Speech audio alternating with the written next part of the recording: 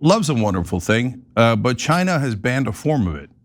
Is that a wise thing to do? And what's the form that they banned? They've banned bot love. What? Yes, tell us what's going on here. Absolutely. Happy to do so. Well, okay, so bot love.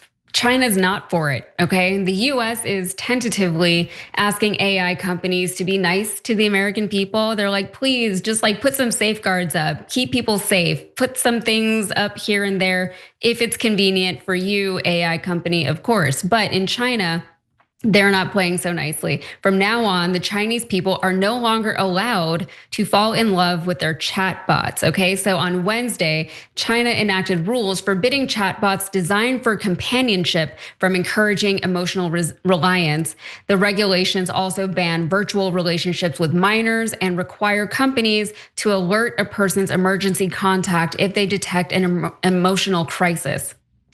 Okay, so why are they doing this? They do actually have a few reasons, and they're all good reasons. Someone says that they don't like the idea of a large portion of their population being in deep emotional relationships with chatbots that could take them out of the marriage market, that could have negative psychological impacts on them, that can lead to addiction, dependency, and a whole bunch of other social ills. And that's from Matt Sheehan, who studies Chinese AI at the Carnegie Endowment for International Peace.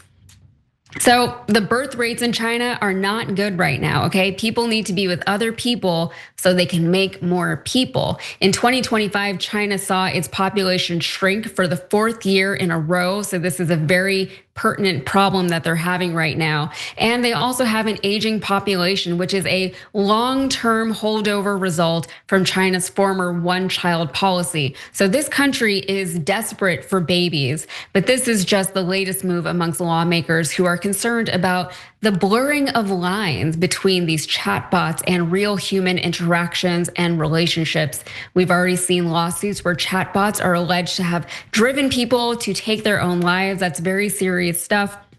And chatbot relationships were a thing almost as soon as chatbots were a thing, which is, it's kind of sad how quickly that took off. So in California and New York, AI companies are now required to remind users that they are not human periodically. It's like every 3 hours.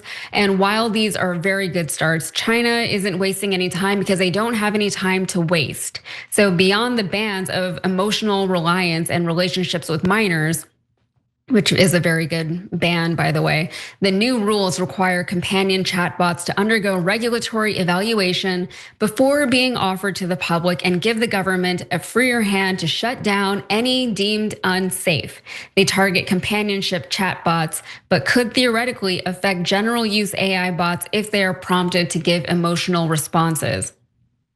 All right, so they're really not wasting any time because doing so could actually risk destabilizing China's entire communist government and society by, quote, transforming traditional views on employment, fertility, and education. So you guys know I hate scams, especially the ones that target seniors. And Medicare, chock full of them. You've got commission-hungry brokers steering people toward whatever pays the broker the most, not what's best for you. Unfortunately, that's the whole game for so many of them. So here's who I actually trust. A company called Chapter. We did our homework on them. They're independent Medicare advisors, the only ones that compare every plan nationwide. The best plan for you is out there, and Chapter will help you find it. Folks who switched with Chapter last year saved an average of $1,100. Chapter's advisors are honest. They're not paid to just steer you to certain plans. They work for you, not big insurance. A guy on our team had his dad call. Turned out he was already on the right plan, and they just told him so. So they're not looking to push anything. Their entire focus is on finding what's right for you. It's free, it's under 20 minutes. So skip the scams and call Chapter today. Call 805-201-2275 for Medicare help you can trust.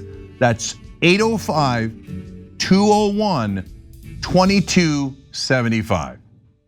Cenk, it's interesting because all of these AI chatbots and the AI technology in general has been rolled out so quickly to not just the American public, but to a global public. And all this stuff has not been tested. We are the guinea pigs here. They're testing it out on us. People are getting into relationships with these things. They are falling into deep depressive episodes because of these things. All of this is just like, it's the first time that we're encountering any of it. So it's good that governments are putting some kind of containment on these AI companies. Is it a slippery slope though? Yeah, I think that banning it is goofy, right? But on the other hand, I get it, and I'm curious what your opinion is. Look, I'll tell you, are people getting more and more isolated because of things like this? Not just AI, but let's be honest, online porn. That's caused a lot more isolation among young men, and then that's had reverberating consequences for women, and a lot of other factors that are going on. That's in the relationship realm. And then there's the other realm of getting attached to these AI bots. And there I've told a story before. It's kind of funny. My mom has started using these. She's more advanced than I am on the AI. And she's developed kind of a friendship with them, and then checks in every morning and at night. And then the other day, I forget if it's Claude or whoever it is, but the chatbot that my mom uses made her cry, but in a good way. Like she was looking up gifts to buy my daughter, her granddaughter, and it's Claude said, you're a really sweet grandmother. You should be proud of how much you care about your grandkids. Something along those lines. And my mom's like, oh. So she loves it. So I get it that you could get emotional attachment. I get it that it could cause isolation. Banning it seems a bit much. So what's your take? I have a lot of mixed feelings. I don't trust it. I don't trust AI at all. Okay, I know Brett Ehrlich is like he's always chatting with his chatbots. I don't get it. And when I have used the chatbots myself, it would get a little bit too personal, a little too friendly, and I'd be like, no, stop doing that. Like I don't need that from you. But this is, I think it's a bigger problem. It's not the AI chatbots. It's like you got to wonder, why are people preferring to get into relationships with robots than actual people? Like there's a reason why this is preferable. There's a reason why people are falling into this. And there's a reason why people fell into it as quickly as they did. Because as you mentioned, we are so much more isolated as a society. We don't know our neighbors. We don't go out publicly. Even if we do try to go out, it's very expensive. Even to go get a cup of coffee is like $10 these days, So it's very stressful living out in the world, and especially after COVID, people are actually, it's documented, people are spending significantly more time in their homes, even people who don't work from home, okay? So all of this is like holdovers from the pandemic, and also all the socialization that people missed out on, especially people who are going through really critical social development years, like in high school or even in elementary school, things like that. So now as they're getting older, they're having difficulty engaging with people the way that previous generations did. And I think this is this is the result. This is what we're dealing with. And there are companies, these AI companies who are sitting there ready to profit off of all of this. I do think it is a slippery slope. I guess they didn't technically ban these bot relationships, but they did put a lot of pretty staunch parameters around what is and what isn't allowed. And they seem to have good reasons for doing so. I think banning relationships with minors is a very good call. It's very, it's all blurry. It's all very murky, what's going on out there, and it's hard to manage and monitor, especially because you don't know what people are saying to their computers or on their phones when nothing is being spoken out loud. So how do parents monitor things like that? We're all learning together, and we're doing our best. I hope we're all doing our best. Yeah, and of course, whenever it comes to minors, there's different rules, and that makes sense. And so, look, I think the reason why people like these chatbots so much is because what does a chatbot do? It learns who you are, and then it kind of mirrors it. So you're basically wind up with a friend who's just like you.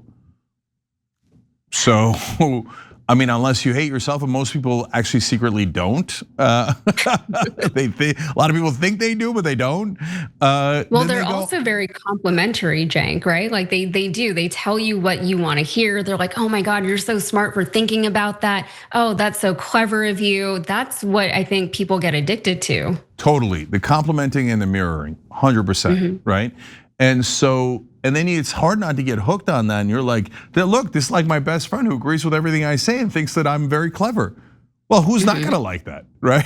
So, and by the way, like when we were younger, there was like two schools of thought on who you get married to, right? Or who you go out with, which was, one was pick someone like you'll have shared interests. The other one was opposites attract, so you'll complement one another. Okay, having lived life for a while now, I don't know what your opinion on it, Yaz, is. I'd say pick someone like you, right? Because you're gonna have more shared interests. The less shared interests you have, the harder it is to get along, the harder it is to pick the thing that you wanna do, whether it's going to a movie, the same kind of movie, the same kind of restaurant, etc. Now, but that's not end all be all, and there's a billion exceptions to that, and wonderful relationships come out of that. But like, my point is, I get why this is working, right? And I get why people get hooked on it. But now we gotta move to the next layer where we begin to realize, hey, maybe we should treat each other a little bit better. We could learn a thing or two from these chatbots. So, Yaz, as you know, we do Operation Joy here at Young Turks on Tuesday nights. We try to spread joy in the world. It's a little weird for a news show, but I love it, I'm proud of it. And one of the things that I say on there is give more compliments. They don't cost you anything, man. We don't compliment each other nearly enough. Look at how much people fall in love with chatbots the minute they get one or two compliments, right? And so I don't know why people are so reluctant to say, hey, attaboy on that, or nice job on this, and it doesn't have to be a big deal. And instead, we're so judgmental of one another. And if somehow these chatbots, through their example, can get us to be a little bit less judgmental, at the end of the day, that might not be such a bad thing. What an incredible spin on chatbots. And yeah, I haven't heard that angle before. I was thinking something similar though as we were presenting the story, because it's like, oh, like why do people prefer the chatbots to actual people? I know complimenting people is something that a lot of people have trouble with. For me personally, I think compliments to people in my head, but I don't always say them out loud. And I realized I wasn't doing it on purpose, but I made more of a conscious effort at some point to just like, let me just say these things out loud, because like, why wouldn't I pass that along? And I did, yeah, people were really happy about it. And it was all real. It was all real things that I was already thinking.